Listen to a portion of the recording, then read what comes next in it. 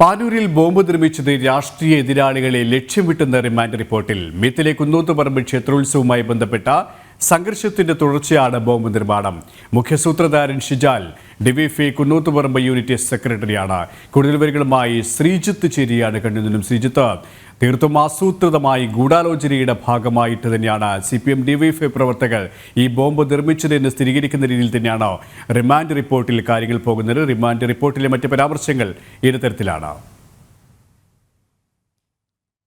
വെള്ളിയാഴ്ച പുലർച്ചെയാണ് ഇത്തരത്തിലൊരു സ്ഫോടനം നടന്നത്. ഇതുമായി ബന്ധപ്പെട്ട് നടത്തിയ അന്വേഷണത്തിൽ ഒടുവിലാണ് ഇത്തരത്തിലുള്ള ഈ ബോംബ് എന്തിനു വേണ്ടിയാണ് നിർമ്മിച്ചതെന്ന വ്യക്തത വന്നിരിക്കുന്നത്. അതിനെക്കുറിച്ച് വിശദമായി തന്നെ റിമാൻഡ് റിപ്പോർട്ടിൽ പറയുന്നുണ്ട്. ബോംബ് നിർമ്മിച്ചത് എന്തായാലും രാഷ്ട്രീയ എതിരാളികളെ ലക്ഷ്യമിട്ടായിരുന്നു എന്നും ഈ റിപ്പോർട്ടിൽ സൂചിപ്പിക്കുന്നു. മീതലെ കുന്നത്തുപറമ്പിൽ ക്ഷേത്രോത്സവവുമായി ബന്ധപ്പെട്ട് ഒരു സംഘർഷമുണ്ടായിരുന്നു. ഇതിന് തുടർച്ചയായിട്ടാണ് ഇത്തരത്തിലുള്ള ബോംബ് നിർമ്മാണം നടന്നത്. കഴിഞ്ഞ ഫെബ്രുവരി 9-നായിരുന്നു ഇത്തരത്തിലുള്ള സംഘർഷം ഉണ്ടാകുന്നത്. ആ സംഘർഷത്തിന്റെ ഫലമായി BJP അതോടൊപ്പം തന്നെ CPM സംഘർഷം ഉണ്ടായിരുന്നു. ഇതിന് തുടർച്ചയായി BJP നേതാക്കളെ ലക്ഷ്യമിട്ടായിരുന്നു ഇത്തരത്തിലുള്ള ബോംബ് നിർമ്മാണം.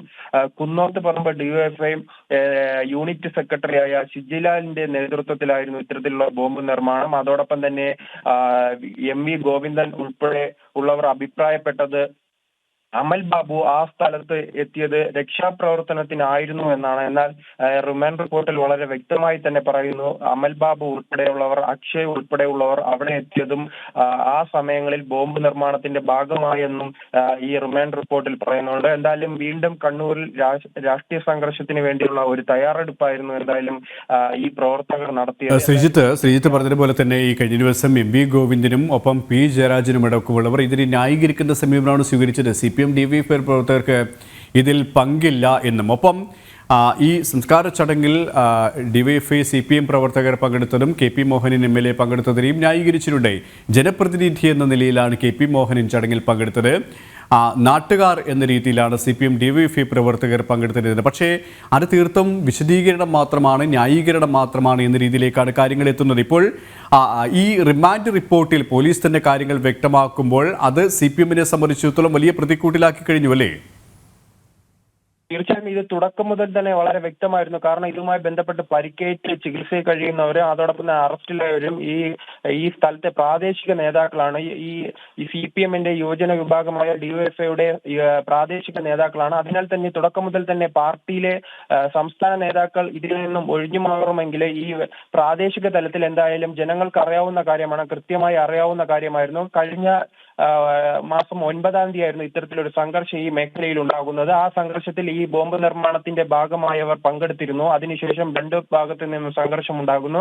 അതിനുശേഷം പ്രതികൾ റിമാൻഡിൽ പോകുന്നു. അതിനുശേഷമായിരുന്നു ഇത്തരത്തിൽ ഈ റിമാൻഡ് കാലാവധി കഴിഞ്ഞ് പുറത്തിറങ്ങി ഇത്തരത്തിൽ ബോംബ് നിർമ്മാണത്തിൽ ഏർപ്പെട്ടത്. എന്തായാലും BJP പ്രവർത്തകരെയും അതോടൊപ്പം തന്നെ RSS പ്രവർത്തകരെയും ലക്ഷ്യമിട്ടായിരുന്നു ഇത്തരത്തിലുള്ള ബോംബ് നിർമ്മാണം. അവരെ ആക്രമിക്കുക, വീണ്ടും കണ്ണൂരിൽ ഒരു സംഘർഷം ഉണ്ടാക്കുക എന്ന ലക്ഷ്യത്തോടെയായിരുന്നു ഈ ബോംബ് നിർമ്മാണം എന്ന് വ്യക്തമാണ്. അതിൽ തുടക്കം മുതൽ തന്നെ ഈ നേതാക്കൾ പിടിയിലായപ്പോൾ ഷിജിലാലും അതോടൊപ്പം തന്നെ വിനീഷുമെല്ലാം ഈ പ്രാദേശികമായ നേതാക്കളാണ്. വിനീഷിന്റെ പിതാവ് ഈ പ്രദേശത്തെ ലോക്കൽ കമ്മിറ്റി അംഗവും പ്രാദേശിക CPM നേതാവുമാണ്. അതിനാൽ തന്നെ തുടക്കം മുതൽ തന്നെ ഈ CPM ബന്ധം വ്യക്തമായിരുന്നു. പക്ഷേ പിന്നീട് പോലീസ് അന്വേഷിച്ചത് എന്തിനു വേണ്ടിയാണ് ഈ ബോംബ് നിർമ്മിച്ചതെന്നാണ്. അതിലാണ് നിലവിൽ വ്യക്തത വന്നിരിക്കുന്നത്. കഴിഞ്ഞ മാസം ഉണ്ടായ സംഘർഷവുമായി ബന്ധപ്പെട്ട് BJP പ്രവർത്തകരെ ആക്രമിക്കാൻ വേണ്ടിയാണ് ഇത്തരത്തിലുള്ള ഒരു ബോംബ് നിർമ്മാണത്തിൽ ഈ CPM പ്രവർത്തകർ ഏർപ്പെട്ടിരിക്കുന്നത്.